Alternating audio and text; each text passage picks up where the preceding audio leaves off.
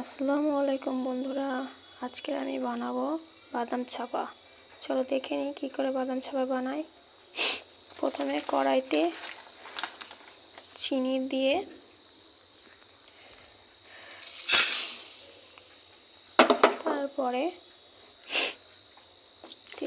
তারপরে পানি দিয়ে দিলাম। তারপরে চিনিটা গলে গিয়ে ফুটতে শুরু করেছে বন্ধুরা। আমি 1 কাপ চিনি দিয়েছিলাম আর হাফ কাপ পানি দিয়েছিলাম আর 100 গ্রাম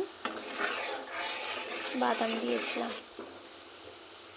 একটা প্লেটে আমি তেল মাখিয়ে রেখে দিলাম। তোমরা চাইলে ঘিও দিতে পারো। এটা এই পর্যায়ে আসলে বাদামগুলো দিয়ে দেব।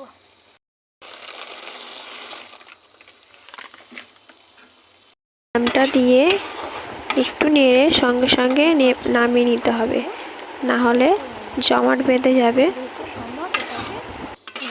আমি ভাজা বাদামে করেছি, তোমরা চাইলে কাঁচা বাদামে করতে পারো।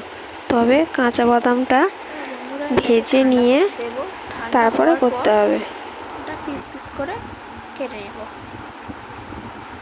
একটু চামচ বা ছুরির সাহায্যে সামান্য চাপ দিলে কেমন উঠে যাচ্ছে দেখো।